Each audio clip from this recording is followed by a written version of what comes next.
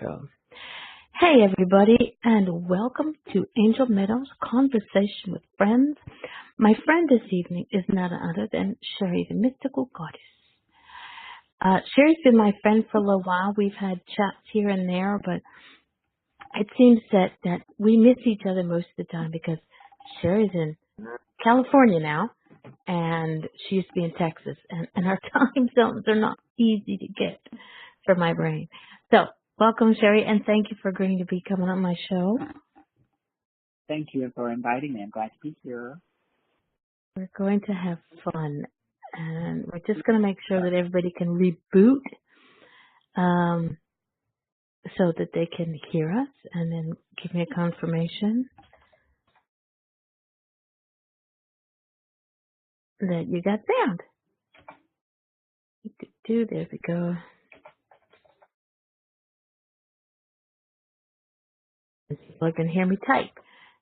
Good thing about nails. Oh gosh. All right. Well, I just get one person to tell me that they've got sound. It doesn't matter because we're still going to be recorded, so they still get to hear us in the archives. But it's fun when they actually hear us when we're talking. Right. Yay! Carrie has sound. Cool. Yes, and Mr. Glenn has sound. So hopefully Miss Kavanaugh gets to reboot and Bryn gets to reboot and they get the sound. All right. Sherry, you are a Reiki master, a massage. Now there was something else, and I've heard the word before, and for some reason my brain has gone on brain fart. Seishim master teacher? Seishim. Yeah. Okay, so you're a Reiki master teacher, Seishim master teacher, clairvoyant with a passion for the tarot, the goddess energy, and animals. Now, I know what Reiki is because I'm also Reiki, but Seishim, if I'm correct, is another form of Reiki? Yes, it is. This one was born out of Egyptian practices. Okay. I happened to be able to get into that class after I was a Reiki master with Sui, which everybody's familiar with. Yeah. In Texas, there was another lady that helped write a book. Let me get the title of the book. The symbols are a little bit different. You're a Reiki master, you know what the symbols look like in a Sui Reiki. Yeah. Station, and I've heard it pronounced several different ways, so I could be mispronouncing that, by the way. It just depends on our accents and what part of the country you live in. But there's a book called All Love, a guidebook for healing with Sacred Reiki, by Diane Ruth Shoemaker.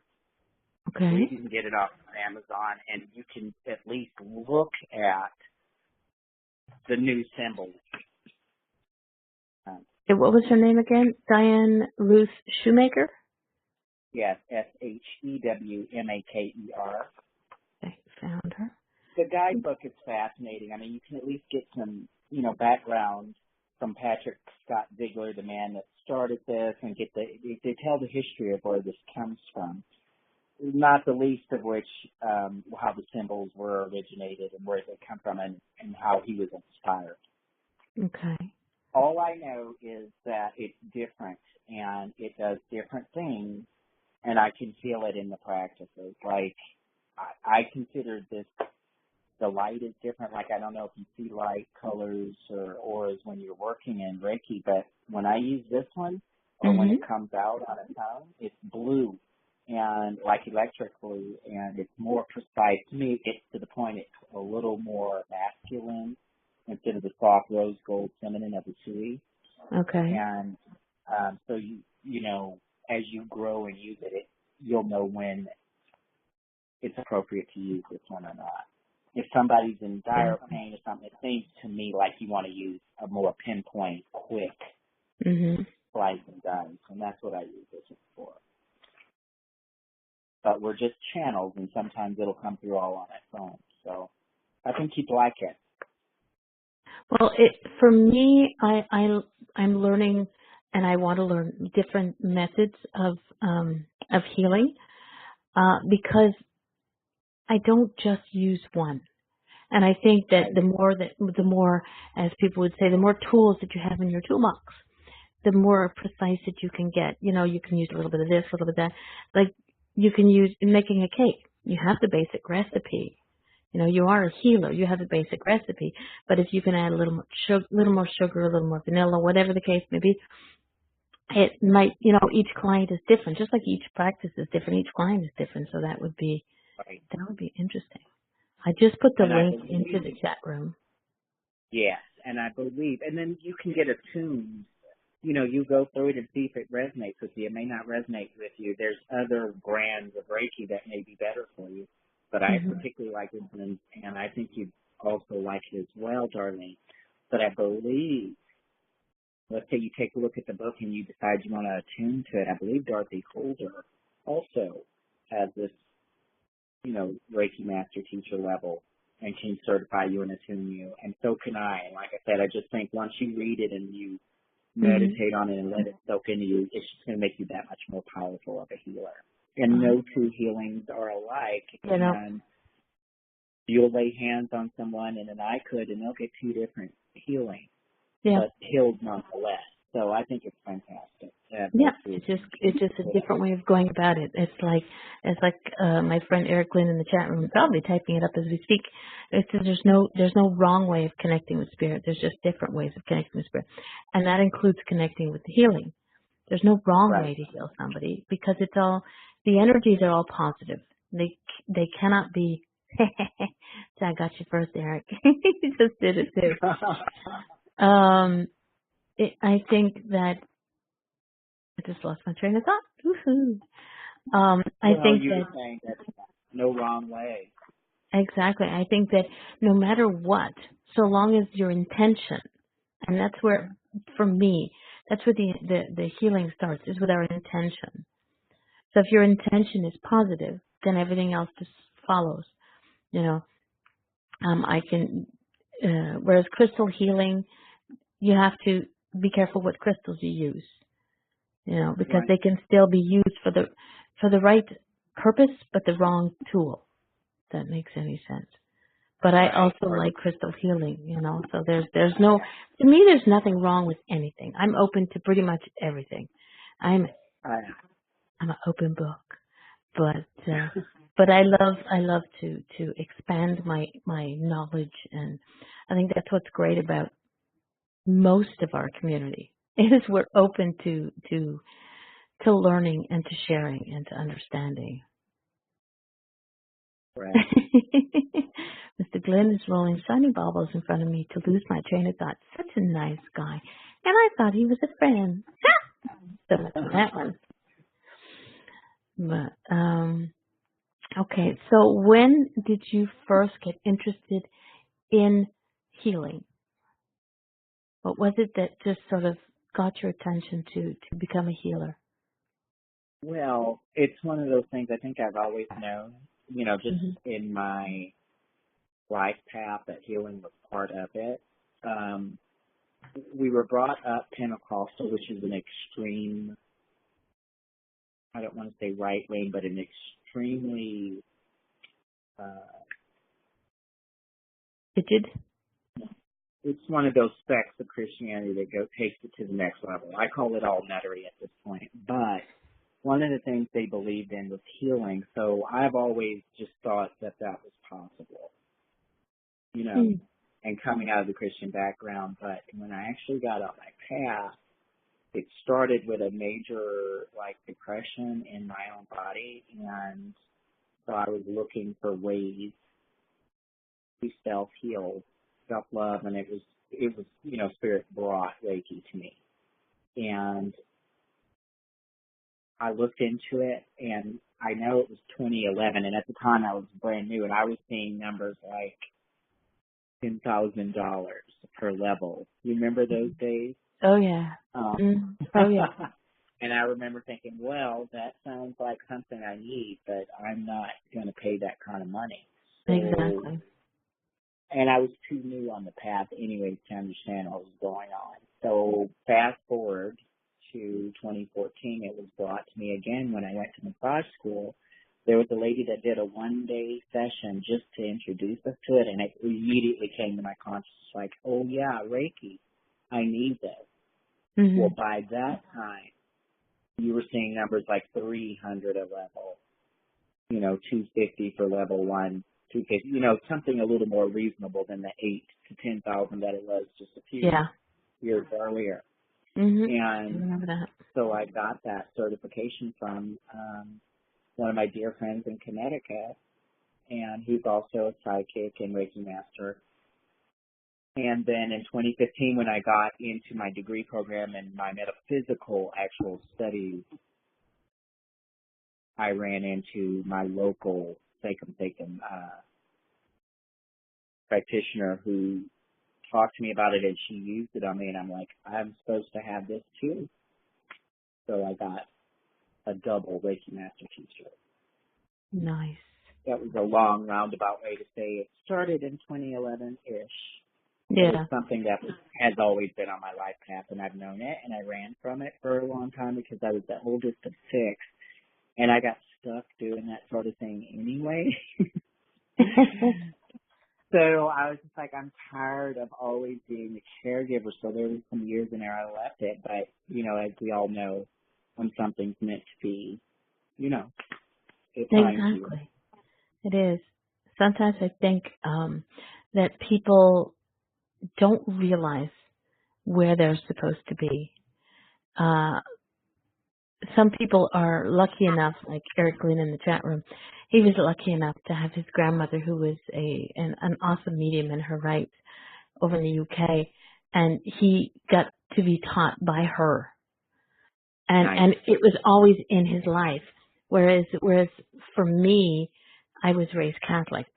What I connected to in that was I would sit in in the catechism classes, staring and connecting with the angels, and the priest would actually have to physically sort of shake me to bring me back to, to the class. Just sort of like, hey, wake up, Darlene. But I didn't know about, this spirituality. There was Catholic, there was Protestant, and that was it. But I always, and a lot of people became, when I was in high school, we had a basketball team, and I was on the cheerleading squad. And one of the things that the guys used to love me doing, but it would work, was when they would pull a hamstring or they would pull something and they would come out, have to sit out, I would be able to massage them within 5 minutes and they'd be back on the court. And it was just something that came naturally. Aside from the naughty boys going, oh, you want to massage? And it's like, no, you're not going to massage that. It's the leg or whatever, part they damaged on the court, and then it helped. But when I came, I was always listening to people. I was always talking to people. So what I did as a child, what I did in my younger years, I stopped like you did. We stopped for a certain amount of time because we're kind of like, I don't want to do what everybody else does. Everybody expects me to be, this, that, and the other damn thing, and you just kind of pull away from it for a while. But then it pops back into your life, whether you like it or not. Whether you're expecting it or not, this stuff comes back. And so, but yeah, I like the idea. Pentecostal is something that I didn't realize that they do healing. I was Catholic. Hands laying on. Yeah, they lay on hands, and I've never. To me, that's just how the divine works. I believe that there's spontaneous healing and spontaneous. Like some people actually just, I don't know, I'm still trying to understand in this lifetime what it is that makes some people able to just zoom into the unconscious divine and get something miraculous. But it happens, and I've always believed in it. And,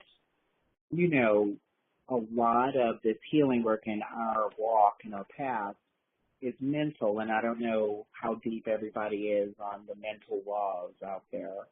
Mm-hmm. But everything is, mental. Everything starts out mental first before it's in the physical. Yeah. And that includes our imagination. And I've always imagine me healing people miraculously with the hands laid on. Yeah. I just have always believed it was possible. So, but I didn't buy into the Christianity way of doing it because, that requires you pay money and be the right person and blah, blah, blah. And that's not even how Jesus did it. He didn't care who you were, by the way. But Yeah. I digress. So my imagination, I would always see visions of me doing this.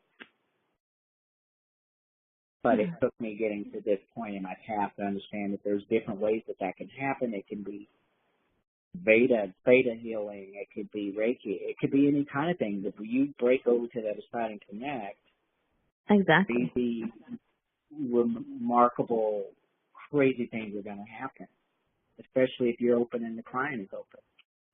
Yep. It's just a matter of, oops, lost somebody there. It's just a matter of, for me, it's a matter of intention. As much as, somebody can go and do all the courses and get all the attunements, but if they don't, for me, this is my way of thinking now, that if you don't have the right mindset, some people just go, well, I want to get it. I want to be attuned just because everybody else does. That's not the way to look at it. To me, that's not the way you want to look at it. You want to look at it going, okay, I need I've got this feeling that I need to help people, and then you figure out how you want to go about helping people, So it's not, but and the thing is, there are people out there are healers out there that, just, like they have a litany of diplomas on their wall and go, well, I can do this and this and this and this. And it goes for every profession, but they sit there and go, I can do this and this and this, but, they don't have that. Eric says you got to live it, breathe it to use it. But that's very true. But you got to be able to, I don't know, it's just something that it's in your core. Yeah, you have to be called to it. You have to be called to it. And it doesn't have to be like we said, we don't have to do the course when I was looking into the courses, when I heard about Reiki the first time, it's in the thousands of dollars, and I'm going, I don't think so, really. I want to, but, my bank just won't accept that, And when I got attuned, my Reiki master found me. And he asked me, he says, why aren't you doing Reiki? And I went, let's see, 3 reasons. A, where I live would probably all be in French and I'm English. B, it's expensive as heck because I've seen the prices. I did the research. And C, I don't know any Reiki masters that are English that do it, in my town or and he's like, now you do. And he says, and he said, okay, cool. And he accepted my answer and he went away. And then he came back to me about 3 weeks later and says, here's the deal. I was like, uh-oh. He says, I will attune you to level 2. He says, and I will not charge you cash. He says there will not be the monetary. It will be another form of an exchange of energies. And the human mind's kind of going, what kind of energy do you want to expect me to exchange here? And all he wanted was for me to promise that I would give back. And to take this seriously and to give back. And I said, but I do that all the time. He says, yeah, I know. He says, but you have to promise. He says, I want to hear you say the words. So I did, and from there, that's where that one came from. He is still my first Reiki master. I got my grandmaster with his wife, but they an amazing couple, an amazing school that they work with, and they also, give you different venues. They don't just I know that there are some masters that just sort of say, okay, you got to do it this way, and it's the only way. So, but it's they give you that ability to stretch your wings. So I like the idea that we can stretch our wings and choose different ways of healing, choose different forms of healing. And Facebook keeps dinging me. I'm going to close Facebook. I just re-tagged everyone on the show. That may be what it is. Sorry. No, it wasn't you. Actually, it wasn't you. No. Okay. But yeah, so I think that for anybody who's got that want to learn, that want to heal, that want to do something to better themselves and to better the planet, if healing is your thing, then look into Reiki, look into the different forms of healing. There's the Seishim, there's the Sui, there's different, I am not one to say, okay, it has to be just this kind. Like I said, for me, there's so much out there that we need to learn from and to or for. Okay, Yeah. I just went on my tangent. Well, you mentioned earlier that there's some people that just want to be attuned because it's all the rage and it's fashionable, but that doesn't make you a healer. And I used to worry about that, but I don't now, because number one, when you start getting in energies and feeling in energies, you throw the door open, and if you're not really meant to be on this path, you could open yourself up to getting your little hiney whooped, especially if you're, not called for it or you're abusive. One of my hairdresser kind of knew I was a Reiki master. It's on my business cards. And she said, well, how do I know if somebody's legit? I said, you can feel it. Yeah. And she goes, I don't know about this lady. She keeps saying she's a Reiki master. She's a Reiki master. And she just didn't trust it. And she goes, I'm afraid that if she lays her hands on me, I'm going to get something. And I said, that's true. We're dealing in energy. We're channeling.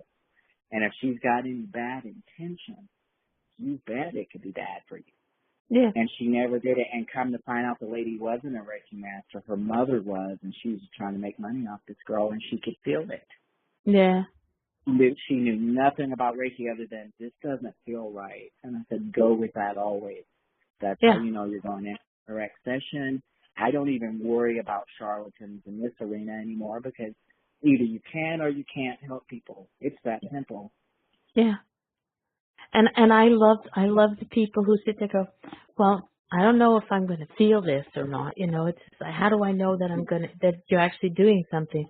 Like on the reverse side, and I'd be like, I can't, it's not something I can prove. I mean, I can prove it, but like where I work, it's not something I can prove. So one time, this woman who kept coming in and go, really, what is it you do? And I said, I looked at her and I said, the store, which is rare, the store was clear of people. So I said, you've got a headache right now, don't you? And she goes, yeah, how'd you know? I knew it. So I told her to put her hands out, and I just put my hands on top of hers. And I just, do what I do in a short amount of time. And she's like looking at me, and she's staring me in the eye, and her eyes, because I have more than one. And then all of a sudden you could just see the light turned on. Right. And when I saw that light turn on in her eyes, I just pulled my hand back and I went, and she goes, she used the words that I'm not going to use on air because I don't have enough room left in my swear jar. But she was telling a few people, she cured me of headaches. So I was like, I didn't cure you of headaches. I just helped the energy to direct where it was supposed to go. That's all. Because, it's funny how people sit there and go, yeah, but I don't know if I'm good. And it's like, it's a bit of a dog and pony show for some people, because they have to have that, the proof that it's gonna, that's gonna happen. But then there are people, but then there are other people who just like 100%, yeah, okay, not a problem. Come, I'm here. Give me healing, help me with this, and I'm like, okay, let's work, let's talk. I don't, I'm not. I love what we do. I love being able to. We had to let go of Mr. Glenn, because it's late at night in the UK. Oh, is it? Yeah. Well, we're 5 hours different, so yeah. But then there's Carrie and Diane. No, not Diane. Carrie is from South Africa, so she's, if I'm correct, mid morning, early afternoon. So we get all the time zones pretty much gathered in here. Okay. We've covered a little bit of the healing. Now, you're going to learn from me that when you realize when we talk outside of the show, the way I sort of bounce around. So the show still goes the same way. I have no rhyme or reason how things work. I It love just it. whatever just happens. You are, you say you're drawn to the tarot. Oh, sorry, Carrie's in the UK. Summer, wintertime. Bless you, God. So you're drawn to the tarot. Why tarot? Well, honestly, it's all divination and nasties of different types because I even like flipping through the books, of verses or things like that. All of it works when you're in tune. Spirit can communicate to you um, any which way they want, even from the wind blowing. But the tarot, when you get a really nice deck that has these, I'm an artist, okay? Mm-hmm. So when I look at things, I see stories. And one of my favorite deck creators is Ciro Marchetti, I believe that's how he says it. He's several decks. But I find that when I look at his art, and I call it art, there's several layers per card for story after story, depth after depth. There's the numerology, there's the air, the elements. There's all kinds of things you could be looking for on that one card to give you the answer that you seek for the clarinet. And I just think that that's a surefire way to let our wonderful imaginations connect with the subconscious and get what we need quickly. Mm-hmm. And being that I'm drawn to color and stories and art of all sorts, that just appeals to me. It works for me. And we all know what the standard meaning of the tarot deck means, but sometimes if the story is written properly and there's all those layers, you can see other things. And that works Yeah. for me. Yeah. Just makes the reading more rich. It's true. I just put the link into Cyril Marchetti's not Facebook, Amazon, and I just quickly looked at the Tarot of Dreams. Those Yeah, are some those are pretty cards. crazy how you can see human nature in the expressions. You can see activities. And then there's the earth, the elements and the numerology part of it, and astrology is in there. So many layers. Just depends on how big your toolbox is and what you can receive. And that's Yep. what I really think ultimately is what this is all about, is having so many tools in your toolbox. The Mhm. spirit can tell you anything and you can decipher these messages clearly and easily. But those decks work for me. They're beautiful. Yeah. Well, I started my voyage with the decks with Dorian Virtue cards and Yeah. the angels, and I love my angels. And I'm up to 20 decks, but I want more. I have a wish list because I love, like you say, decks tell a story, and each Oh, story, each card you read, whether you and I looking at the same card, we can see yeah. different things, especially when we have somebody specific in mind. You see different things for different people, but it's like creating somebody's story, helping somebody to read their story, not creating the story, but reading their story for them. And we see it Yeah. to different venues, to different viewpoints. And yeah, I think decks, and for, like you said, it's a tool in our toolbox, and it's an amazing thing that you can look at. I was taught this. I used to just read when I first started. I used to read the decks by the book, not using the book, but things would just sort of come by the book. But a really good friend of both of ours, Dorothy Holder, taught me, without teaching me, she taught me that you look at the first thing on the card, because I do oracle cards, but I also read Yeah. tarot the same way. But Dorothy taught me that one of the ways is you look at the first thing that stands out to you on that card for that person. The person will choose the card, and that's the first thing that stands out to you is what connects with them. And since I don't even remember the first time she said that, and it just sort of resonated so much with me that's the way I do my readings. You Nice. know, it's the first thing of, like I said, every card, and some cards are like way too busy, you know. Right. Maybe one or two. Really, there's like so much stuff in there, but and you sit there and you're not sure, like, am I looking at this? Am I looking at that? And then you sort of gotta calm yourself down and look at, you know, focus.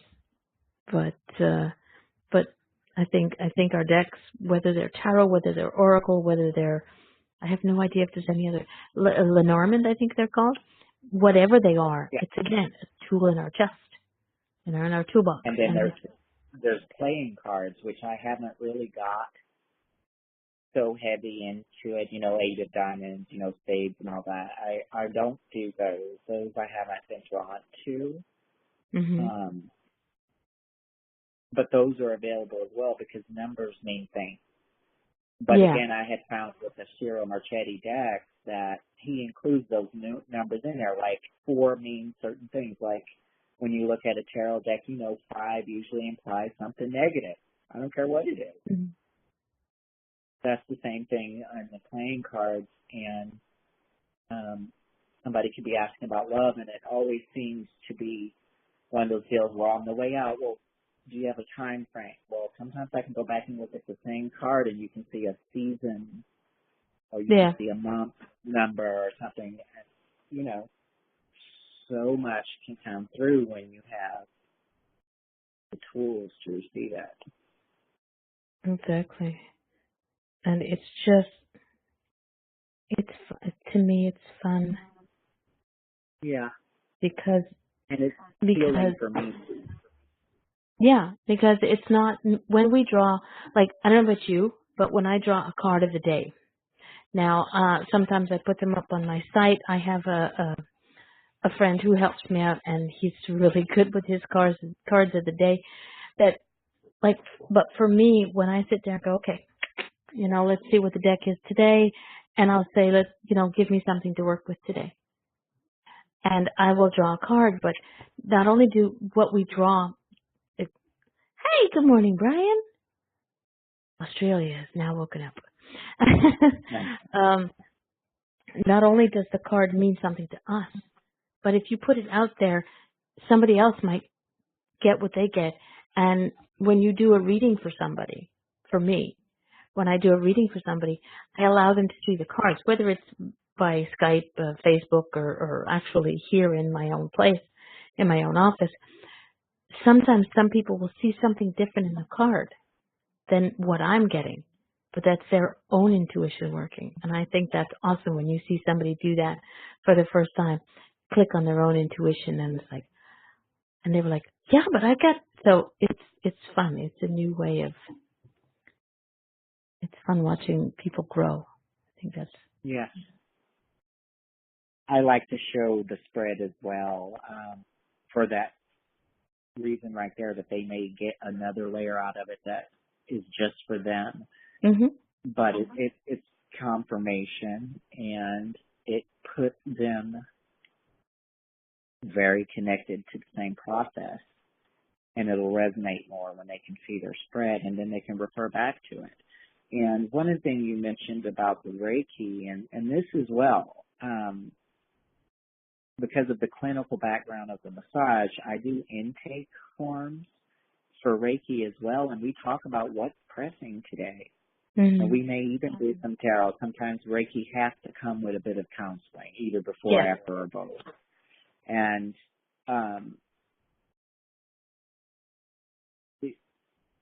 I'll let them pick that, and then we'll do the intake form, and we'll talk about how you feel emotionally, mhm, spiritually, financially, family, whatever's going on. And then when they come back for the next session, it's just like anything when you're practicing magic or when you're doing goals or anything. Once you write something down, it goes out. And that's how you can track if Reiki is working for you. Very true. And most people don't need it but second 2 or 3 times a year. I mean, you can come as often as you need, especially if you have a critical issue. But most people find quarterly is plenty, and if not twice a year. But it helps when you write down, hey, what was pressing the day you came in, and here's the date, here's the time. This is how you felt before. This is how you felt after the session. And then, because in 6 months we won't remember these details, and healing is so subtle. Yeah. With Reiki, you don't even know. You just look back and go, wow, that's not bothering me anymore. And you don't even remember when it stopped. That's why I write stuff down and do intakes for all my sessions because, it'll help you recall where you were and how far you've gone, and you can quantify the healing almost. That's true. That's true. Now, I like that. If you have a specific form, we're going to have to get together and you're going to show me that. Because I will sit there with my clients, with my people who come to see me, and I'll say, okay, if you're a first timer, block yourself off at least an hour, if not more. Give yourself a leeway that you don't, like if somebody's coming to pick them up or whatever, if they have an appointment to go to. I said, because what I like to do is I like to have a sit-down conversation with them before. Because if they've never had it, and they've never had Reiki and they don't know what to expect, then we talk about the experience of what might and might not happen. You might feel it right away, or you might not feel it till you get home and you're just sort of, sitting down in your own comfort zone, and then all of a sudden you'll sort of start to feel something. But again, it's a conversation that I have, but I like the idea of for them writing down what they're, what's pressing at that moment. I like that one. What are you looking for? And in fact, it's a generic Reiki intake form. Anybody can use it, and I gave it to my students when I teach, and I'm going to slide that over to you. Right now while we're kind of talking. Okay. So I don't forget it. That's okay. I loved you until you did. I'm a bit of a pest at times. Okay, just a quick one. If anybody in the chat room has any questions on anything we've spoken about, type it in and ask away. Found it. I just got it. Yeah. It's in your Skype, and you feel free to share that with whomever, practitioner or any of your students. So, thank you. But that's a good way so that, because the mind is tricky, and when you start feeling better, you don't remember how bad you felt. Yeah. When you crawled in for that first Reiki session, because something made you come in. And usually it's when you're at a really, really low point. And you need to honor that, write it down, quantify it, and that's how they say, that's how you know if you're magic is okay. Any practice. Start writing stuff down, dating it. You'll figure out real quick what's and what's not. So, like I said, I never worry about charlatans in this business because either you can do it or you can't. Yeah. If you can't, people will know, and you will, you won't have repeat customers. And as in our business, as a lot of businesses, what happens is word of mouth. People will say, hey, I went to so and so, and I went to see Mama D, and she's a bit of a ditz. Be like, yeah, and all else is no. Have you seen her Facebook Live lately? But the word of mouth is our best form of communication. And there's a video documentary set that I'm watching, and it's about natural healing, nature, and everything that she gives us to heal with. That most of the books, nothing around the boys, wrong, and I have nothing against them, but most books were written by men. But most of the knowledge they got was given to them from a woman. Back in the day, women were not allowed to. We had so few things that we were allowed to do, like you couldn't vote, you couldn't do this. I just found out if you were a redhead in Salem, Massachusetts, you were burned as a witch. Like, hello, I'm a witch, and spelled with a W. But the thing is, a lot of the teachings were from woman to woman. I've noticed a lot of families when they pass down generational things that happen, like healers or well, mediums or psychics. Most of the time, it's passed down from mother to child. Now, it's not always one generation. It's like I said, our guest who was in the chat room earlier, Eric Glenn. It was passed down from his grandmother to him. Now, his children, I believe one of his children is a good medium, but she's not put it on the shelf. She's not ready for it. But his grandchildren have it, you know. Yeah. So for me, I don't know. It wasn't a topic of conversation in my household, so I don't know if my mother believed like I believed, because I didn't have these conversations with her when she was, when she was here on this earth. But I also know that, it's something that my daughter actually made me come out of. Brought me out of my closet. So it's fun that we pass these things on verbally. Reading and it's great, but for me especially, I like to hear it. Give me a Yeah. book, I will follow along the book, but I also, if it's on the internet, if I can put it on my computer, I will follow the book in hand, but I will also put it onto the reader so that it reads it into my ear and I follow everything together. So Right. for me, it's two way. It sort of sinks into my head. Try to where you can get a hold of me. We'll work on that one. But you'll be the first one to fill out that form. Just but,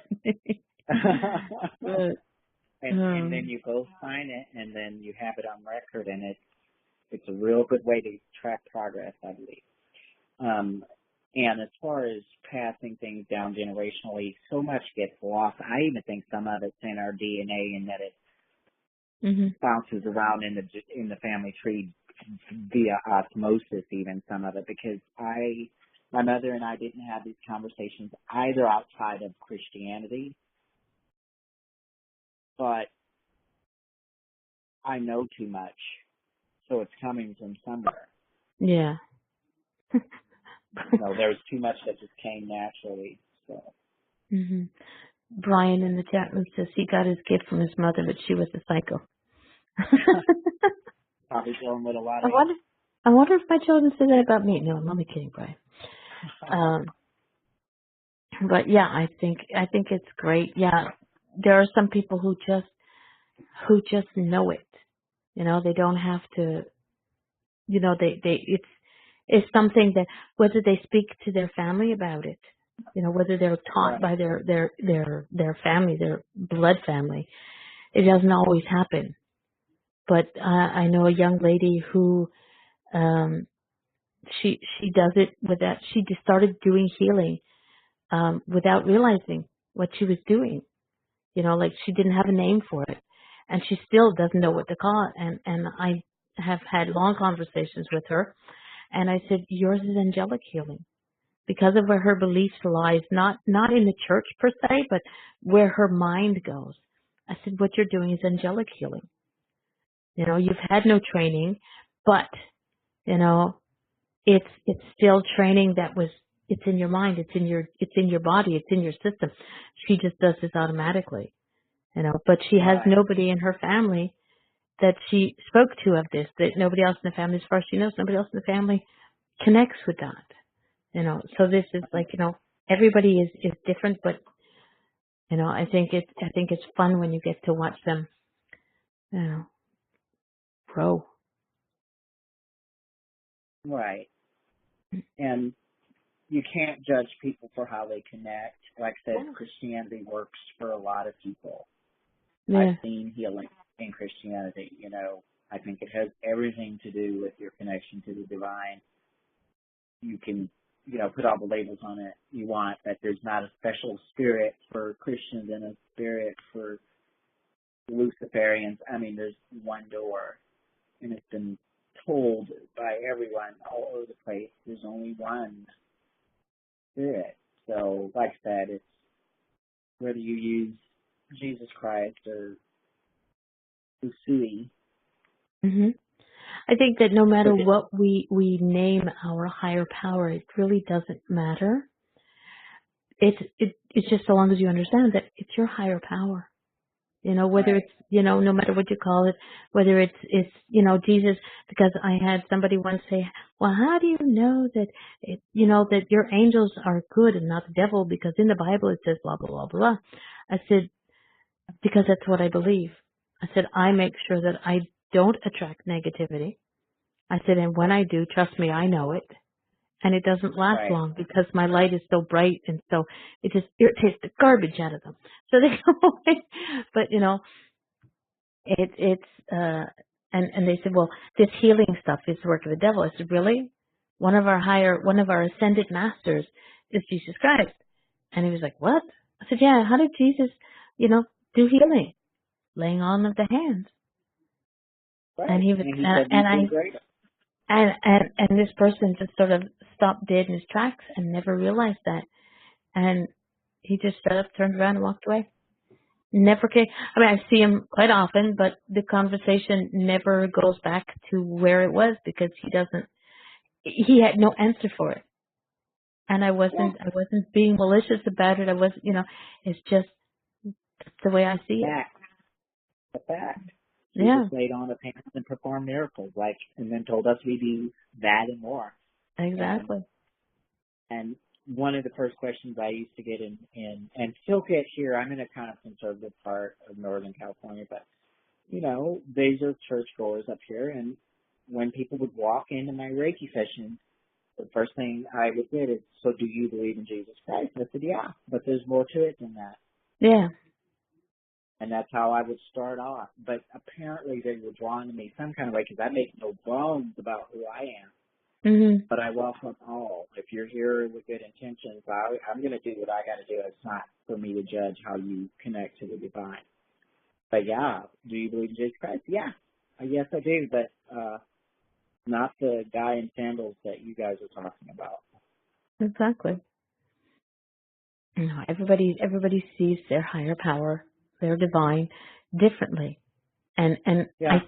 I think everybody needs to accept that everybody looks at it differently. It's just like everybody eats spaghetti differently. As Yeah. silly as that sounds. It's like, hey, I'm having spaghetti for supper tonight, but everybody eats it differently, but it's still called spaghetti. We Yeah. we have our higher powers no matter what we call them, but no matter what you call them, it's still your higher power. And I got onto Whoever you spaghetti. call on when you get Somebody better there. be making spaghetti this week. Ah, right. But yeah. Now you're in California. When I Yeah. first met you, you were in Texas. Yeah. And How for did you years. go? Go ahead. Mm-hmm. No, how did I feel what? From Texas to California, and I know Texas wasn't your first place of wasn't your place of birth. No. No. My childhood was in Nebraska, and I moved to Texas in 1994, the Dallas area, and then shortly after 9/11, I moved to a West Texas area, Lubbock, and did not care for that, but I was there for 16 years, got on my path, fine-tuned, honed, and discovered quite a few gifts and all that. So even though I did not like it, I still made use of the time there. Mhm. And when I first got on his path from basically 2010, I could feel it coming on, the crisis, the existential crisis, but it was full blown by 2011. Mhm. Um, I wanted to know how to get the hell out of Texas.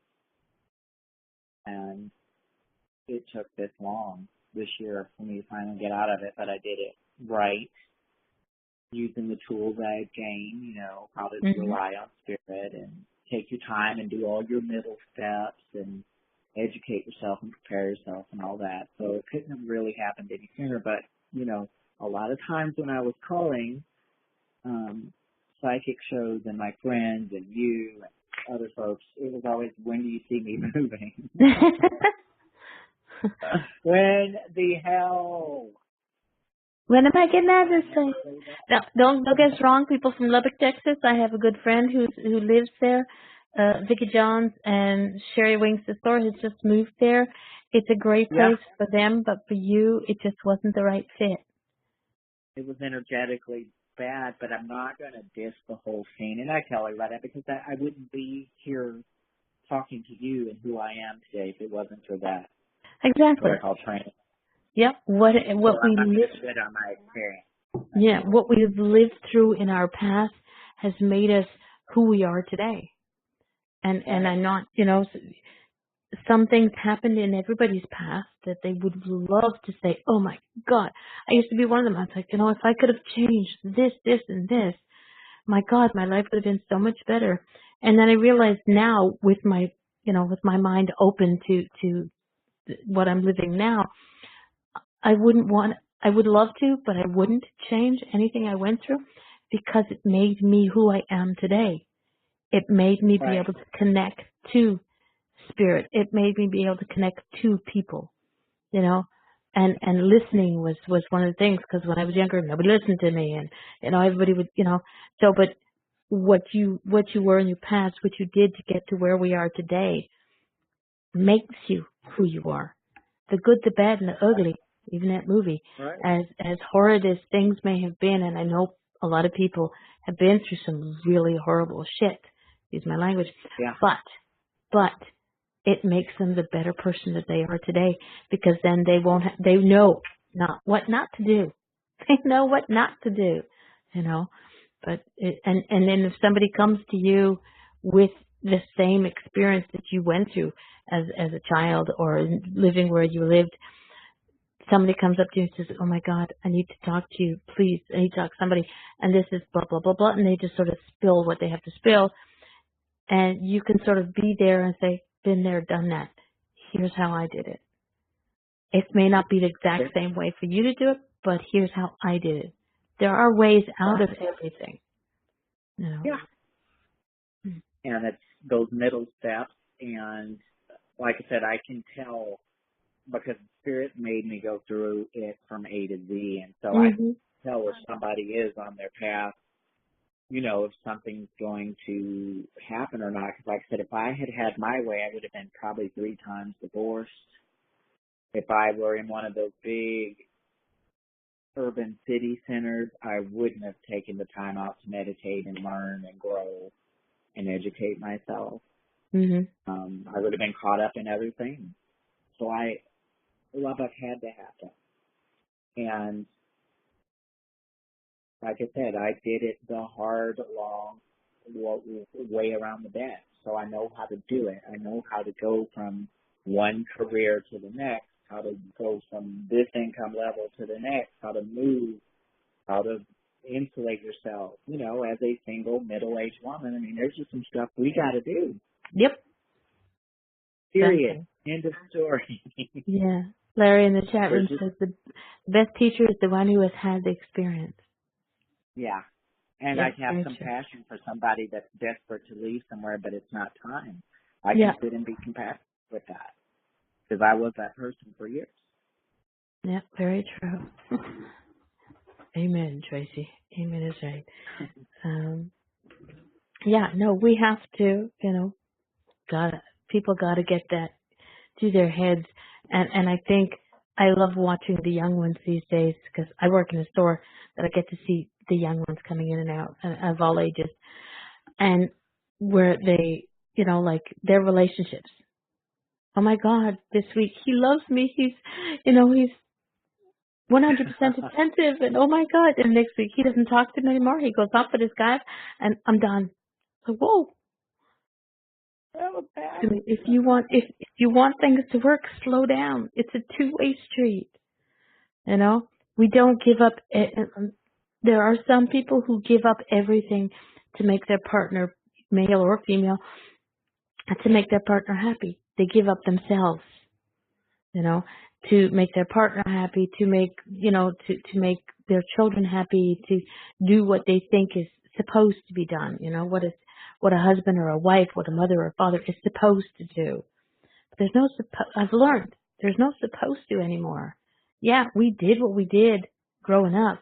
But, what if I can teach my children and their children and friends' children and the younger ones in general, just take a deep breath. Yeah. We all have to go through shit. Been there, done that. We all have to go through shit to understand it. I can't talk to you. Here we go.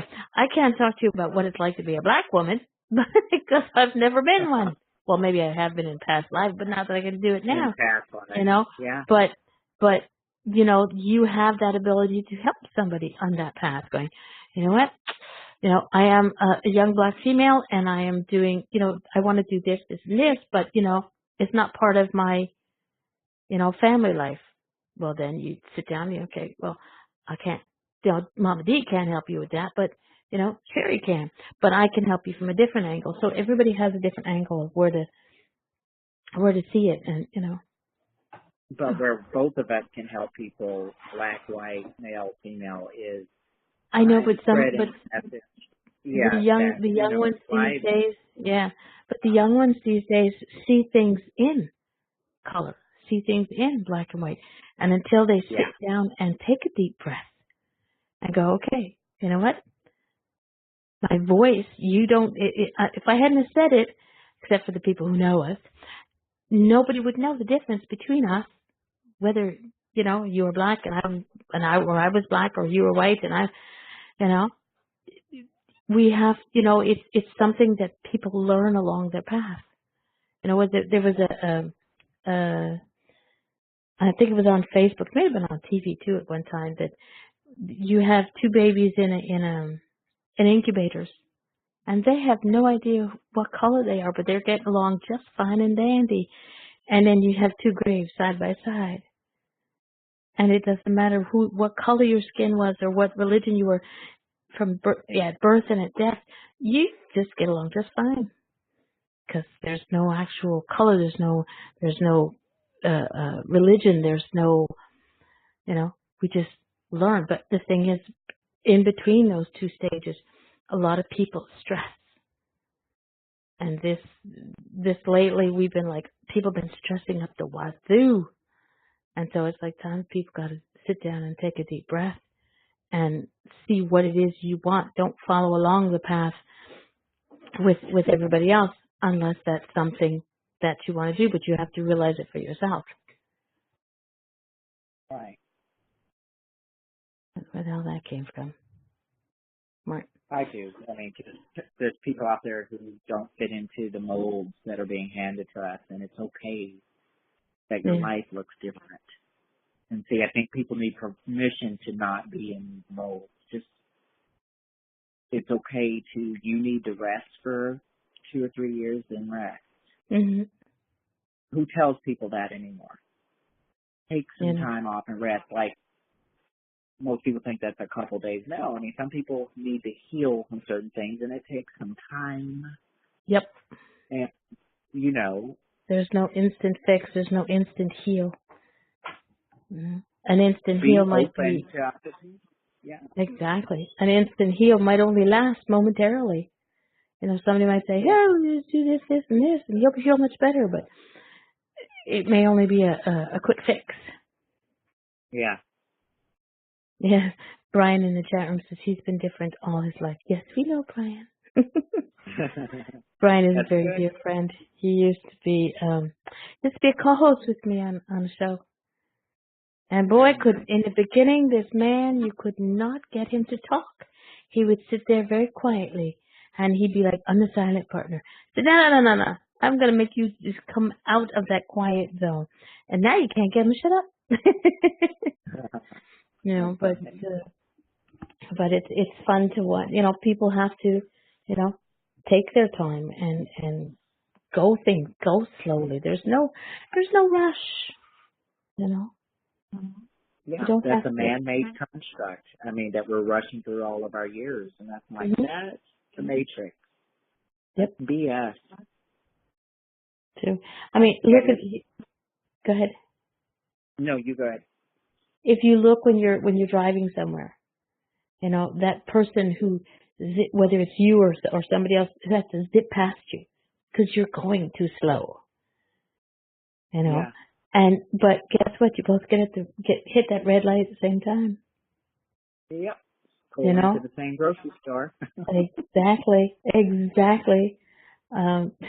You just brought a memory to my head.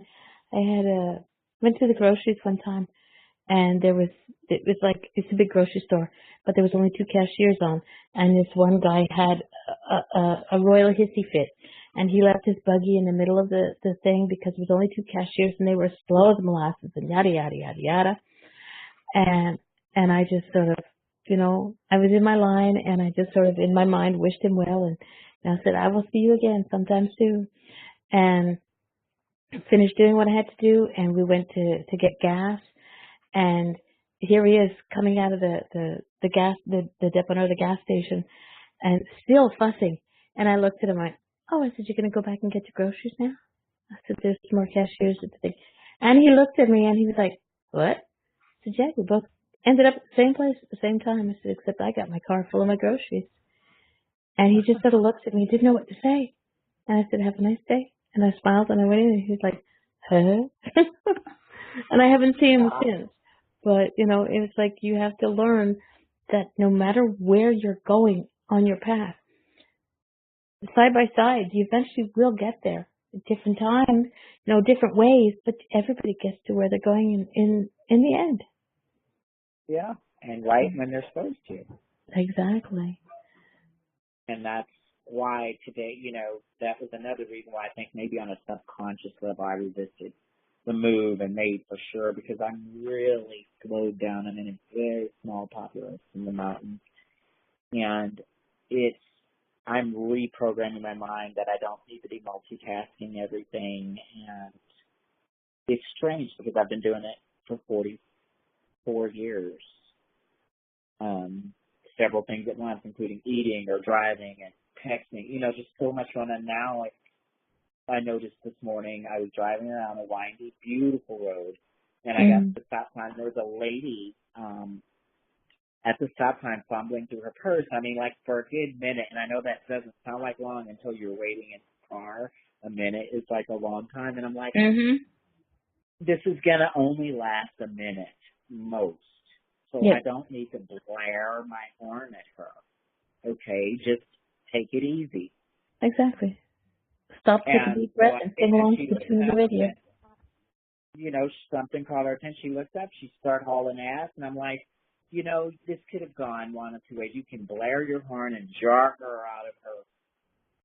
It's like, just calm down. Please. Everybody. It's coming anyways. And it just makes things easier when you're not being an asshole and just, making life miserable for yourself and everybody around you. Yeah. Larry in the chat room says, in my experience as a former teacher, I have observed that many young people are colorblind, and he worked in an urban district, so there is hope. Yeah. He believes. I said, yes, very true. Yes, there is. There is.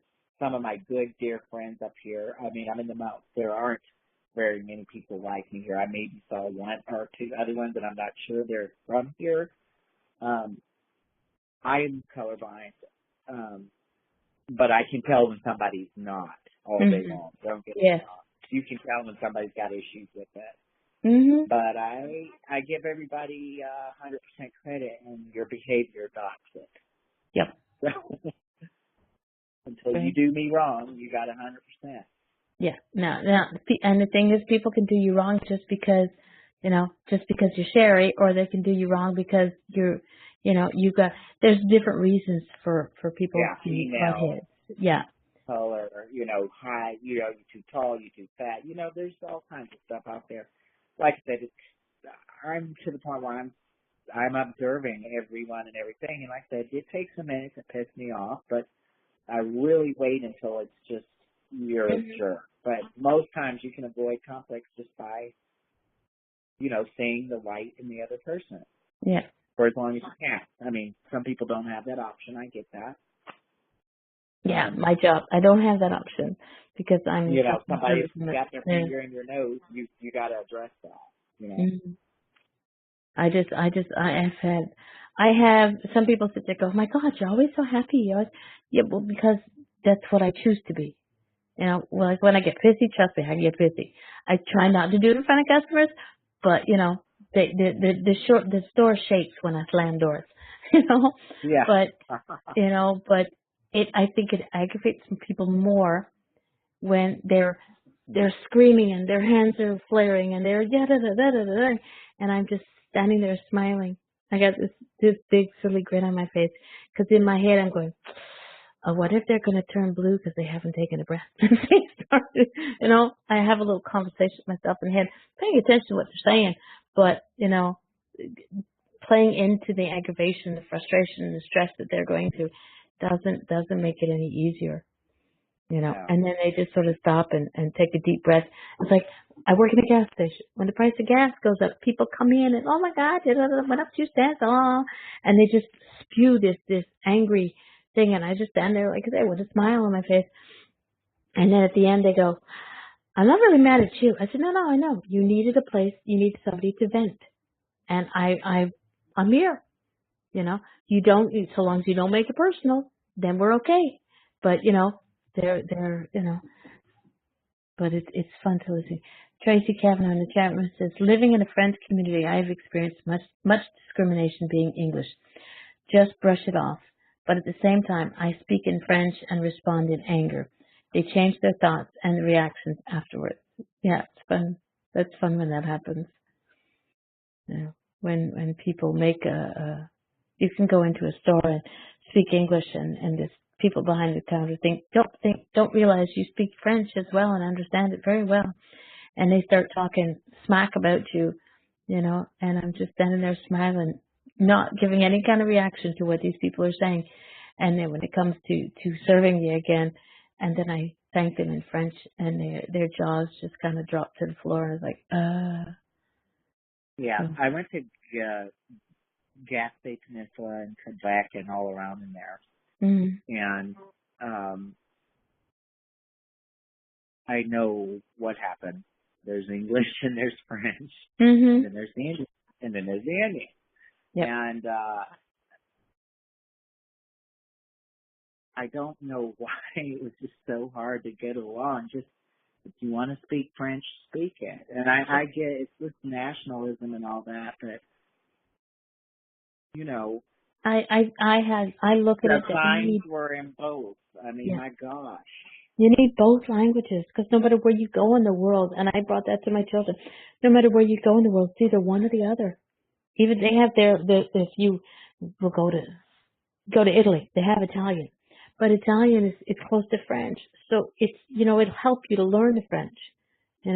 If you go to we'll say Germany, their second language rule might be English. So But it's almost like they're doing it to be in your face French. I'm saying we're doing it just for the hell of it, and it's like that's great, preserve it. But what are you in the end? What does it serve?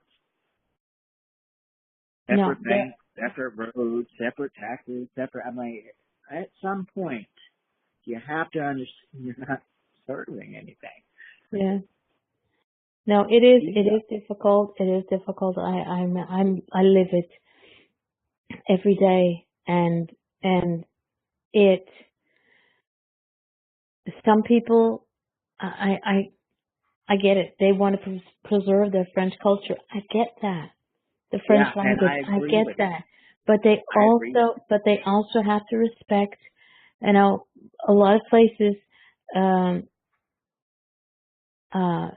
In Montreal is a big city, and everything is in French, all because the French language is it's the first and foremost. And if you're going to write a sign, you have to have bigger print and then smaller print in English, if you put the English up at all. And I get it, but you have visitors from other countries. Many other countries. You have the States. You have that don't speak French, and you can't sit there and be rude and disrespectful to your client. And I've seen it done. That, you be rude and disrespectful because they don't speak French and they, get all uppity. But I've also seen English people do the same thing. I've been to the States, where it's just over the border from Quebec to the States. And the States get a lot of French people that come down over there and go shopping. And they're like, if you're older, you're sort of like, you get you're set in your ways, and you've never learned to speak English because you didn't need it, But when you go there, you're trying your best, and then I've seen the English person behind the counter go, why can't you learn to please speak the bloody language? And when I saw that, and I was like, excuse me, for them, that is your language. For them, that their language is French. So you have customers here who speak French and don't speak very good English or speak very rough English. So you could have done the same thing to be respectful to them. So I stand there and I'll do it both ways. I will translate from English to French and French to English. I have no problem with that. But why would you? Especially in business. Yeah, you want those greenbacks, don't you? Exactly. It's a I matter. don't know. I think it's rude. Very rude. Yep. There are people out there that are very rude when it comes to their languages, But if where I work there, I am surrounded by 1, 2, 3 schools, and the kids will come in and I know they're studying English. I have no doubt to that. But some of them some of them will try and speak to me in English, and then I'll speak to them in English. I'm getting paid to tutor, right? And also they'll laugh, but they'll ask me questions, and I like that because they're on that path of asking questions. Am I saying this right?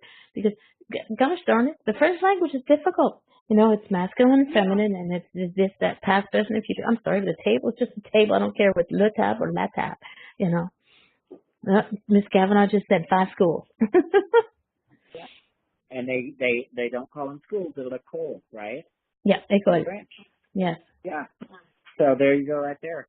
And there you go. Like I said, got a French word. The more languages you speak, the bigger your toolbox, which makes you just that much better at navigating the world. Exactly. Like I would love to have one of I have a good friend. He's a medium, but his connection with spirit is in French because that's his mother tongue.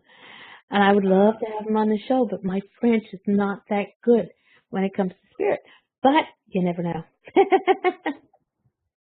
One day I might have him on the show and have a French show. We'll do that. Yeah, I took French up until 7th grade, and I tried to take it in college, and I just disliked the teachers. Mm-hmm.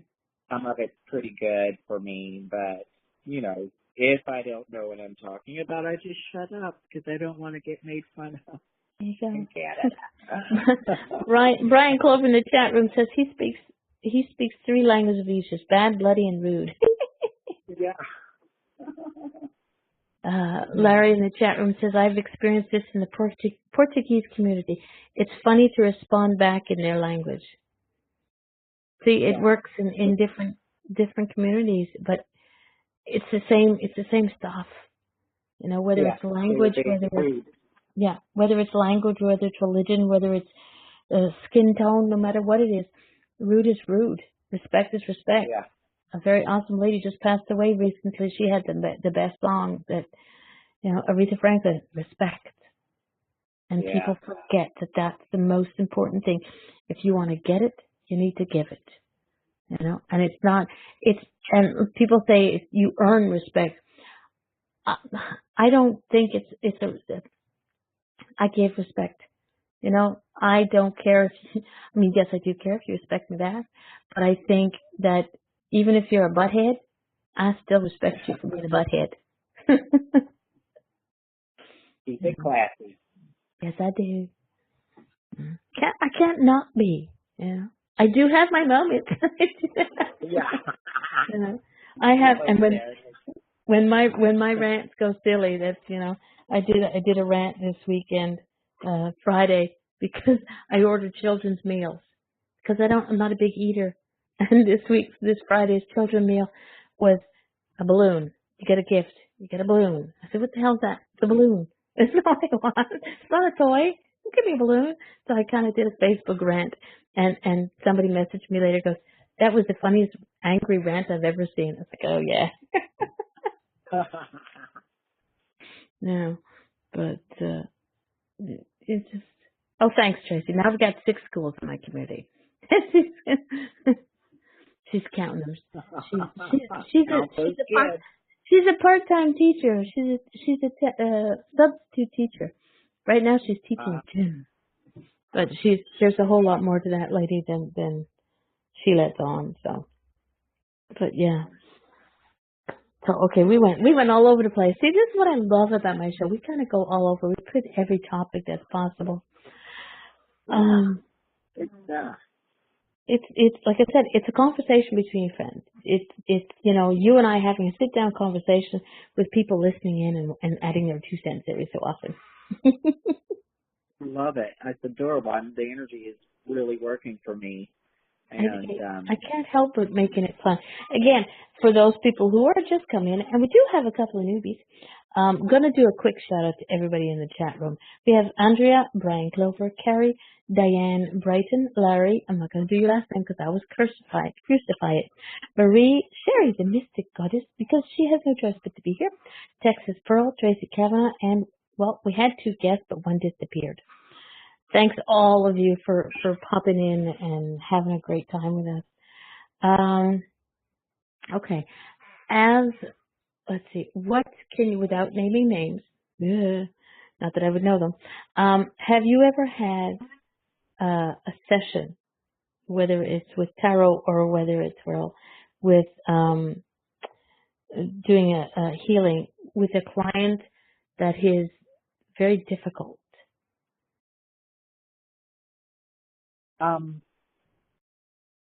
a difficult client will define difficult as in cannot break through energetically, Yeah, or exactly. Like if you're doing a healing, for example, you can feel that they're closed. Like it's more like I'm going to Sherry for healing just because I want to be able to say I had a healing. right. But they're so closed off that they're not allowing the healing to actual work. Sort of like bouncing a rubber ball off a brick wall. Yes. A lot of times that happens when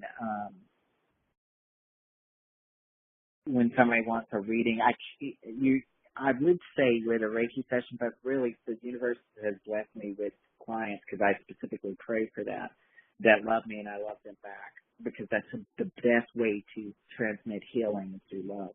Mhm. And so I pray for those. Don't send me no jackass. And I haven't gotten any, but sometimes,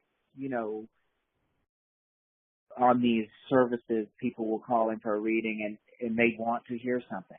They want you to tell them that this guy is the one and he's not Mhm. with someone else and that kind of thing. Now that's where I run into problems with people that I don't really have a real connection with. These are not clients, so to speak. These are just wham, bam, thank you, ma'am. And you can feel when they're closed off because they're being deceptive in the way they even ask the questions. Yeah. And I finally had to put on there, ask a direct question, get a direct answer. You want me to play these games, you're going to probably wind up getting a very confusing reading. It's best to just let me connect, and then Mhm. I can start guessing what your favorite color is and what you have for breakfast. But, if you're already lying to me in question, I'm going to have a difficult time trying to peel through it because I can see behind what you're saying to me. Yeah.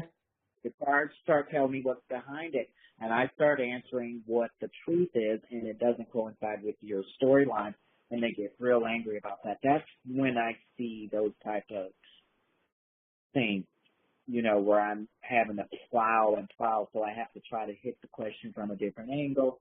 They're getting angry, and it just turns into a cluster, and it's like, you want to know about this guy, or they ask me a question about the future and then argue with me about it. I'm like, well, you can't argue with me about the future. You're paying me to look into it, and I'm looking into it. I'm sorry it's not what you wanted, but how do you know that that's not what's going to happen? And then you argue with me about it. That's always is weird to me. Somebody who's calling a psychic and then arguing about what we see in the future. What the hell? Mhm. That's just a conversation that can't happen. I mean, I can see if you think that that's not going to happen, but, there's one way to find out, but a lot of times I get resistance when it comes to affairs of the heart. Yeah. Because most people don't lie about healing. They don't lie about being sick. They don't lie about needing money. But something about those feelings get people to acting crazy. So. Sorry, I just had someone messaged me on Facebook saying that they can't cash their Social Security check. It's like, okay. And my problem with that is, there you go. There you go. Can you cash it because they'll hold it in my bank account? No. No. Yeah. No, I think I have had difficult clients when it comes to Reiki, to healing, because it's more because they're afraid than they're not, and they're not, it's not that because they're afraid, they don't know what it is, they're afraid of the unknown, and they're not sure, like somebody said, well, what happens if you get attuned to Reiki and you don't like it? How can you get unattuned? I've never known anybody who wants to get unattuned, and you just decide not to use that. It's Right. not something, it's not like, it just doesn't happen, but I think people are afraid, and they just put up all those walls, and I just, for me, I talk, right? So if I find somebody who's afraid and not sure of what it is for a first time client, I sit there and I'll talk through the whole appointment, and they'll be like, "Are we going to do it?" I said, "No." And this one's on me. We had a conversation. Next time you come back, you'll be more relaxed. You won't be so afraid as to what's going to happen. So just, we'll take it another time. Come back next week, same time, same place, And they'll be like, and they're kind of like, yeah, or they're kind of like, oh my God, you're not charging me for this? No, I didn't give you treatment. I gave you consultation. I gave you guidance, And the one woman who I'm thinking of, when she did this, I said, well, I still want to pay you for it. I'm not, I'm not taking your money. And so she just put money on, I have a box where I put the money, and she goes, I'm gonna put it under here. I said, okay, you put it under there. I said, but, I said, it's not necessary. You just have to, because some people get so afraid and so, like I say, afraid of the unknown. And as for readings, okay, Larry, I always mispronounce his last name. I just call him Larry. Furry Larry. There we go. Ferreira, that was cool. Ferreira. Yeah. But I've never. I flat out offered to pray for them. I mean, because this is a healing modality. It has nothing to do. It's not a religion. And so No. if we need to hold hands and get a hold of your Jesus Christ, then we will do that. Mm-hmm. I don't mind praying. I know who he is. Yep. Do you? Exactly. And so, like I said, a lot of people, by the time they're coming for a healing, they need it. And so a lot of times I don't run into resistance on the actual pain or confusion when people can't sleep and that sort of nonsense, when they're just being tormented. It's time to get that on down the road. And like I said, if you need to pray before, I don't mind praying, because like I said, I would have Hispanic women come to me, and they were Jesus Christ Catholic. Mm-hmm. Okay, but we all know about Catholic. They were the original witches, if you ask me. Thank you. They were running game in the church from day one. And I have people tell me that all the time, that that's candle magic. Those prayers to those saints, those are spells. And I've heard that out of other churches too. That you be doing works while you're down there on your knees in the pulpit. Like I said, however you get healed, I'm not going to judge you anyway. I want you to feel better and live the best life you can, and then come back and tell me about it. Very true. I like that. The candles that we light are candle magic. That's true. I never thought of it that way. Very much. Go back and look at the candle colors and everything. They are the original OG. There you go. And I have to go to church now, light some candles. Well, I mean, if you need a prayer done, if you're in a mess, get somebody that's in the church to go pray to Our Lady. Hopefully, that stuff works. Oh yeah. I don't know. I haven't. It's been. I want to go back to church to just to to make sure it doesn't fall down when I fall in when I walk in. Fire. That was my father's thing. He hadn't been to church in so long. He always used to say, "If I go into that church now, the walls will crumble." It's like, yeah, Dad, just don't sing and you'll be fine, you know. But Then you should go, because there could be some kind of have blessing a for good you day, there. Brian. Brian's got to leave. Have a good day, Brian. Give Pauline my love. Take care. He's off to wake his wife and make her breakfast. Oh, how They're, sweet. yeah, they're from Australia. Brian is originally from the UK, and he immigrated. He moved down to Australia and met a beautiful lady. Tracy, I need to say that, Sherry, you have a very soothing voice. Aw, That's thank from you. Tracy in the chat room. You know, that was another thing, guys, that happened to me in Texas. This isn't how my voice always sounded, and in fact, it only just changed when I got tied in with a bodybuilding crowd during the years of 2014 and 2015. I loved how I looked and the whole thing of competing professionally in bodybuilding, and I took a bunch of things that they don't really tell you. And I wanted it, and I'm not blaming anyone. I wanted it, but my voice changed was one of the things I took, which was taken off the market, by the way. Okay. And I was like, oh my God, my voice changed. And I was really depressed about that during 2015. And then I realized that it now the vibration is something different. Mhm. The harmony, I mean, something is resonating different with my voice now, which causes people to have some kind of healing happen. So it all works out in the end. Exactly. So what you think is a tragedy sometimes isn't. Yep. And but like I said, it really bothers me. When I used to be a soprano once, singing. That's high, guys. Okay. That was what I did. And I'll never sing like that again, and that hurt me. But I'm okay now. Yeah. Because the voice that that transition that you went through with the voice to where you are now is Yeah. the calming soothe one that will keep people mellow, you know. And, older people can hear tones in my voice that some people can't. I mean, there's something else going on. There's something, like Mhm. whether if I could see it in a chart or something, I could speak more to it, but there's something that happened that apparently was meant to, Yeah. and I'm okay with it now. No. Texas Pearl in the chat room says that could be thyroid changes too. No, I took something. And yeah, maybe it affected my thyroid. You're absolutely right. I suspect that's the case every time I get on the scale in the morning, but Trust me, the thyroid controls so much and messes with so much that if it's you have to karma. get it get it checked and get it fixed because it affects so much of the human body. Yeah. And our mood and our spirit. Yes. All of it is connected. Yep.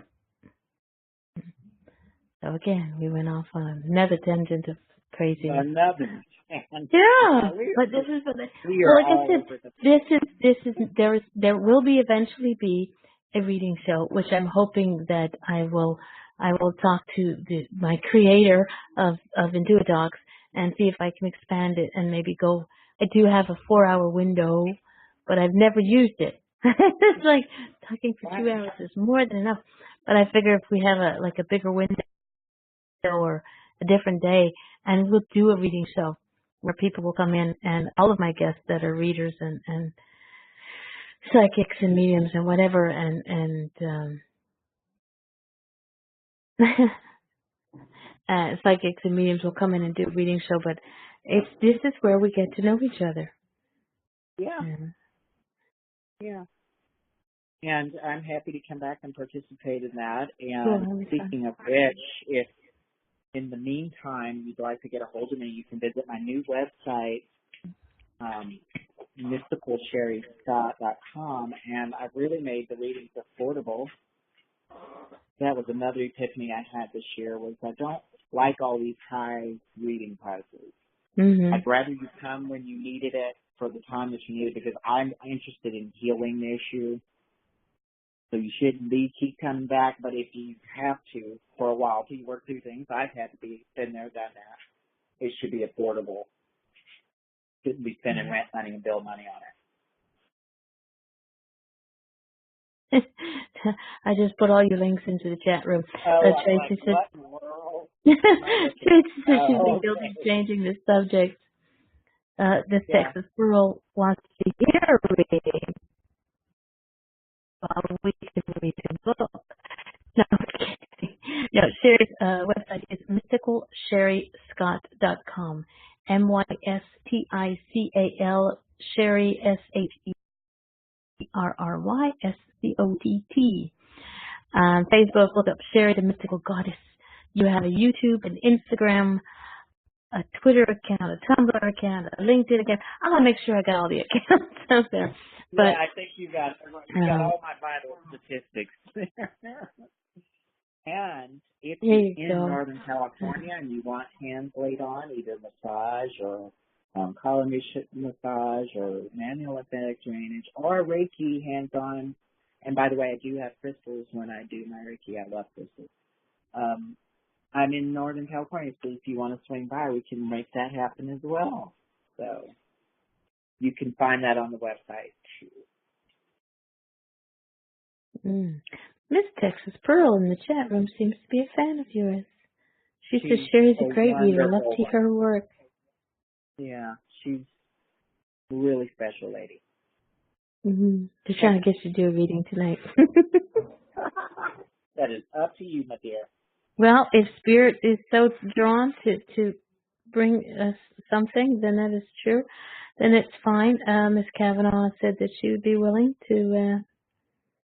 Now, when you do readings, what is it, like, especially on radio? What is it that you need from the person? Do you need to hear the voice? Do you need just a direct question? What is your connection? How does that work? Voice, and as we talk, the connection becomes stronger. And so, hi, how you doing? And our little pleasantries. Okay. Sometimes I'll get into that because that's helping me to connect. And then a specific question, and it's not that I can't dig around for answers. I've done that before. It's harder and it takes longer, but if you don't have a lot of time, it's better to just, when we're on radio, to just ask what you want to ask so I can just hone in and get it. Well, Because when you ask me something specific where there's a specific answer, I get muscle reaction, I get a gut feeling, I get audio, you're just doing yourself a service by being direct with your question. yeah. Well, I don't think that Tracy can call in because she's up here in Canada. So calling in is long distance for us, and I don't believe. And I'm happy to come back to the other show once you talk to the producers about what's a good day to do that, and if you really do have 4 hours packed on the back, my goodness. That's going to be fun. And then by then I'll have Miss Kavanaugh hooked up on Skype. I'm going to bring snacks for that show. Damn 4 hours. Well, I'm hoping. I'm hoping there'll be a lot of, and I'm sure there will be a lot of different people to come in, so that it won't be just draining on one. It's funny. I heard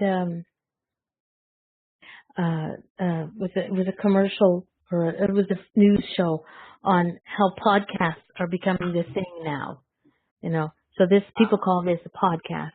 And there was two women, wine and politics. They talk about politics while they're drinking wine. I was like, not going to go there. Yeah, you're going to get some truth on that. Yeah, for sure. But also had a friend who used to do drunk readings, and he's adorable. And I always say can't mix the spirits, but that would have been funny. I never heard him do it. but that would have been funny. It's a good That would friend. be interesting with her drunk reading. We'll have spirit readings. I'll A read you little the back of spirit my with Southern spirit. Comfort bottle.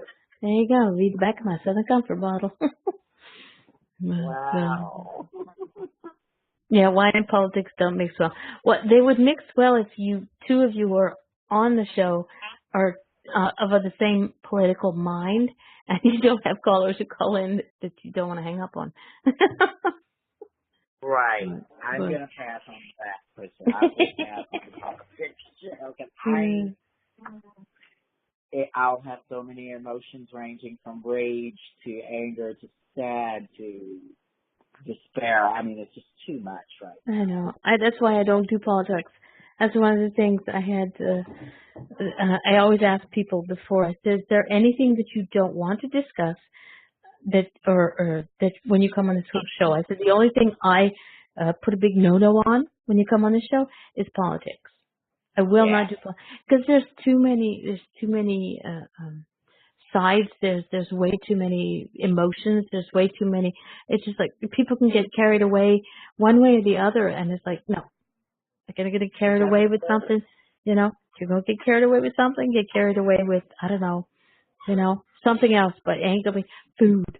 Get carried Yeah. away with food. Don't get Obsess on something positive. Yeah. Yep. Exactly. I will obsess on somebody going to be making spaghetti sauce this week. I swear to God, I keep hearing spaghetti in my head. Why? Why do I keep? Because that's what's for dinner. No, it's not. That's not what my dinner is. Mine is actually I'm going to tuna have noodle goulash. casserole. I'm going to make goulash, so almost. There we go. I'm having tuna noodle casserole. No, but I'm saying spaghetti sauce with tomato and pasta and garlic and oh yeah. Okay. Tracy? You better be making spaghetti this week and bring me it forward to work. But when you connect with spirit, that's a thought. I have a friend. When she connects with spirit, being an English speaking Quebecois, I choose not to speak about politics. Very good. When you connect with spirit, do you smell? Now, the reason I ask that is because a good friend of mine, Wings to Soar, Sherry Gamble, she always smells things. Her connection with spirit, one of her connections is smell. And the first time she did a reading for me, I was chit-chatting, and then she was like, "Why do I smell?" And I can't even remember the name. It was a flower. I had to actually look it up. I didn't know what it was, you know. But lately, that's one of the things that I get is smells. I know where some of the smells connect to. When my father's around, I smell his cologne, and it's a cologne that nobody in this house is allowed to have. You know, ever since the kids were little, I have two boys. I said, "You will never wear Poppy's cologne. It's just not an option." You know, and they were like, "Okay, that's old man cologne anyway." But I know that when I smell it here, I know he's around. So is there a connection that you get that works with smell, with spirit? Yes, but I can't own it. I can't control it. And when I look back over time, Mm-hmm. the data that comes through the scent for me is too much for me to process. And I realize later as I unpack it what I was smelling. The best way I can describe when that does happen is I've almost like I can smell someone's essence. Mm-hmm. And it identifies, I don't know what that is. I don't know if that's the scent of their soul or their energy around their body at the time they were on the earth plane. Again, because that particular gift is not honed for me, the data comes through and I don't know what I'm doing with it. The only Mm-hmm. way I can describe it is it comes through as a soul essence and I have no way how to articulate that. But if I were to feel that again, it's almost like a feel, smell thing, I would know it was them. Yeah. You see, I did speak to Sherry, and she smelled sage cedar, which I had just sprayed Yeah. She's good with her. She's She is good with good. Yeah, she's good with her That smells. was shocking. I was like, my God, I just sprayed Uh huh. No, that. Sherry's awesome with her, and it's just part of who she is. She doesn't specifically, and Right. she tastes as well. Because you'll sit there, she'll have Right. a conversation with her. She's going, I'm smelling. Wait a minute, I'm tasting something. It's like, okay. Yeah, that's I call my little crazy. squirrel. Like That's a little squirrel thing. She does. Oh, she's but so that's adorable. I love her. almost like the physical plane. And Yeah. I receive the smell from like a different plane that I can't decipher. But Mhm. her stuff is like 2 inches off your body, Yeah. Mhm. Yeah. I Exactly. don't know. I can't interpret that just Mhm. yet. Eventually, we all get what we get. Eventually, I have a friend that I speak to, and she channels a gentleman, and one time we were talking, and we both sort of it was a conversation in type, and I'm like, we both typed simultaneously. She's smelling toast, and I'm smelling peanut butter, and then her channel comes through and goes, "You guys fit together like toast and peanut butter." I was like, "Okay, fine." So I know when he's around.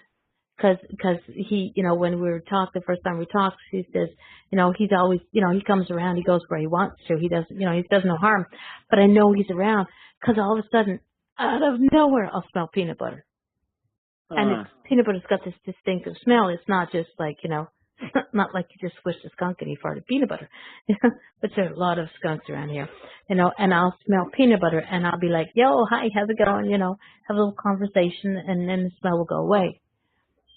So that's something that was my first venture in the smell section. But I think every human has a scent too, and that yeah, at this time is what I could smell. Now, Texas Pearl has an interesting question in the chat room. I'll let you tackle it first. the question is: does a person who can smell also connected to someone who remote views? Does a person who can smell also connect to someone who remote views? I don't know. Now, see, I'm sure it's remote viewing, yeah, it would make sense. The gentleman who just left the chat room because he had to go fix his wife's coffee, Brian, he does remote viewing, and nice. he does telepathy. He's very good. I let him into my brain once, closed off certain sections of it, but he could, but he's well known for that. But that would be an interesting concept. I should ask him that one next time I see him. When he remote views, does he get a connection through smell, or is it just, what he Or sees? does he even have that? Now, I have a little bit of remote viewing, but it's almost like teleportation. Like my spirit goes to where I'm going. But it's the same thing as with the olfactory, which is nose smell thing. Mhm. I'm not good at it. So when I zoom in and remote view, like I took a couple tests. There's some online tests you can take to see where you are in the remote viewing world. There's Oh. like this company and they'll have like test 1, test 2, and they say, okay, concentrate and figure out what you can see. And then at the end, they tell you what was behind the test. You'll have to give me that link. Yeah, and I remember when I took the test, I zoomed in so close. And I don't know how to zoom out to actually look at the object, but I zoomed in. I got there, but I was so close I couldn't make out what I was seeing, and I saw what appeared to be bright yellow, something runny, liquidy. Well, when I got to all everything done and I looked and flipped the card over, it was a volcano and lava was spewing out of it. But I had zoomed in so close that all I Mhm. saw was the lava, so I couldn't make out what I had seen, but I wrote down everything I saw, and it was at that point I realized my remote viewing needs to be fine-tuned. And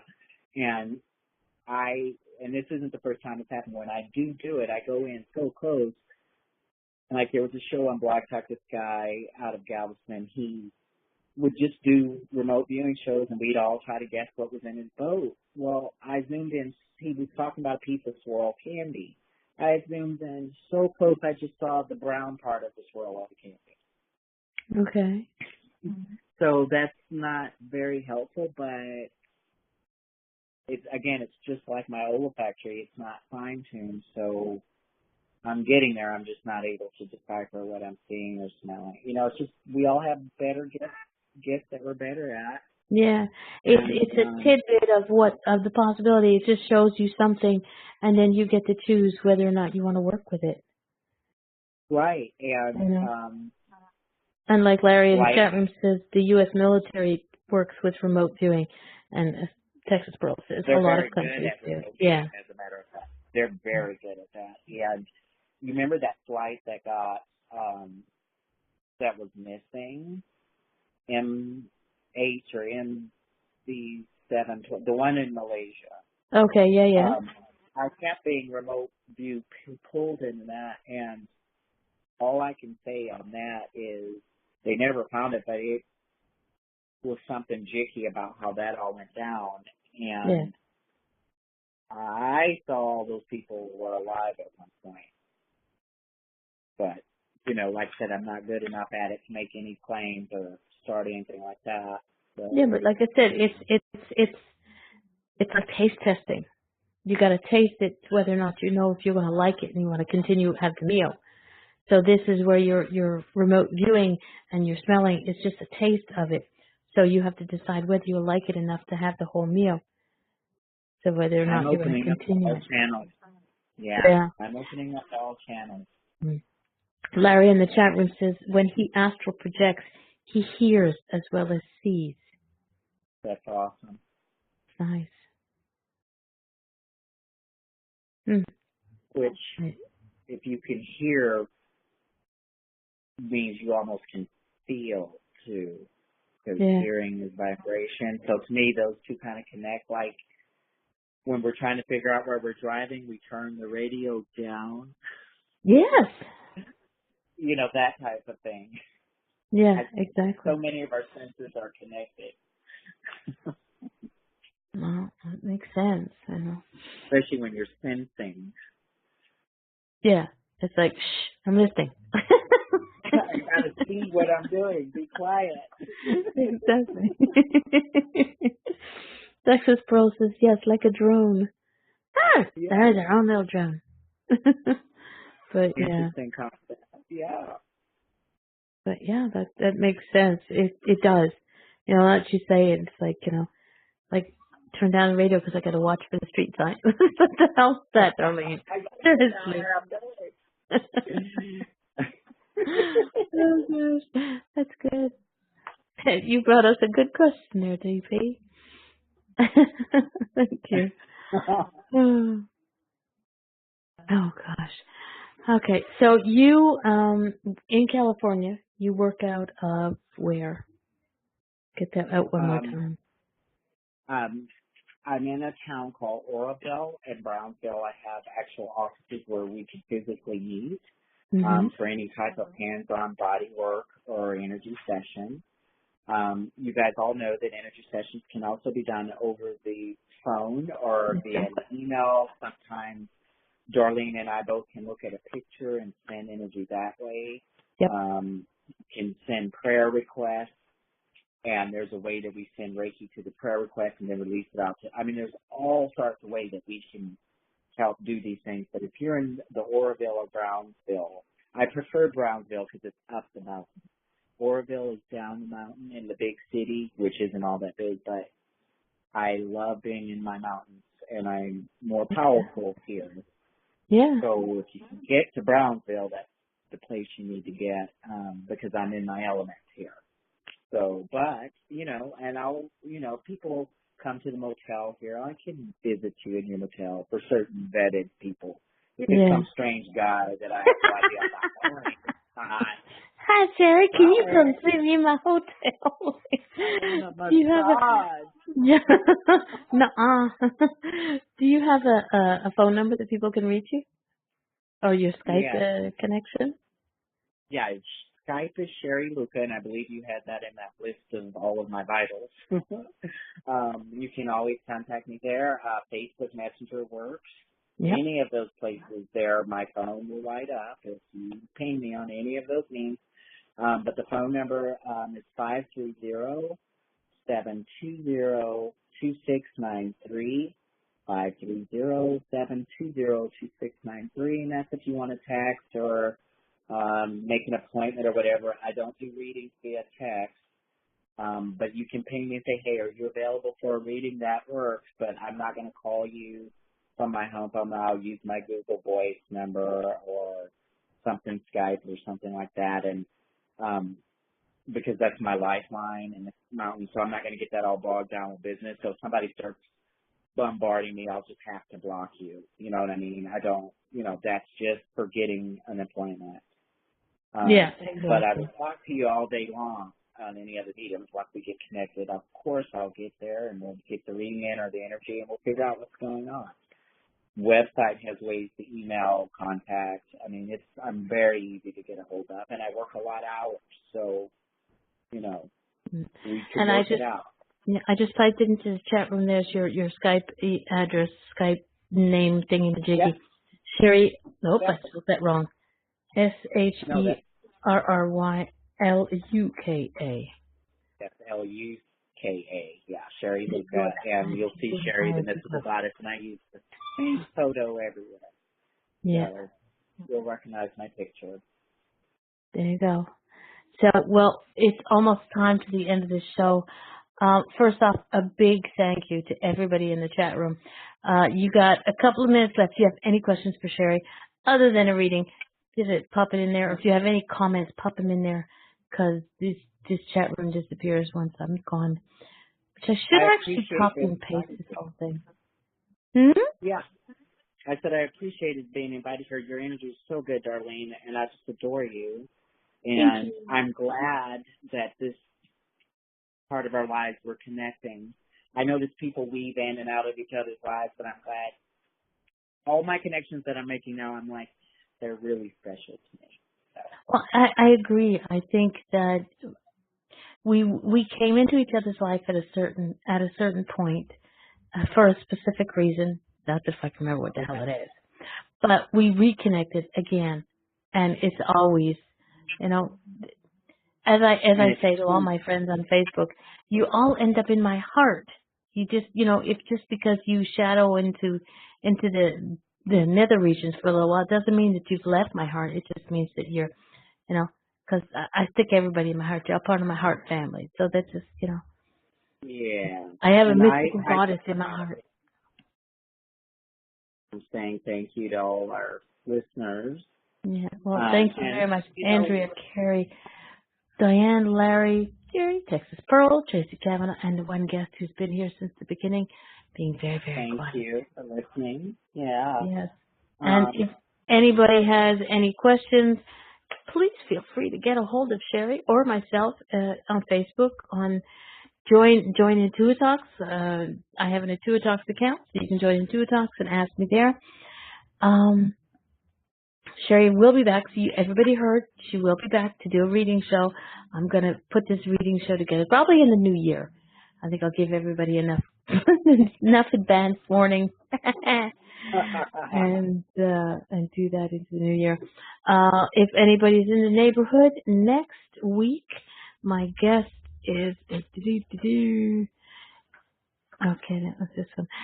Next week, my guest is Paul Jacobs, and the week after that is Dorothy Holder. So everybody behave yourselves this week, and remember, if you see a butterfly hovering around you, you know that I'm poking at you. You all behave yourself. Sherry, I thank you very, very much. This has been fun, and I will see you all guys next week. All right. See you in the next one. Take care, everyone. Bye, Sherry. Bye-bye. Remember how to do this now.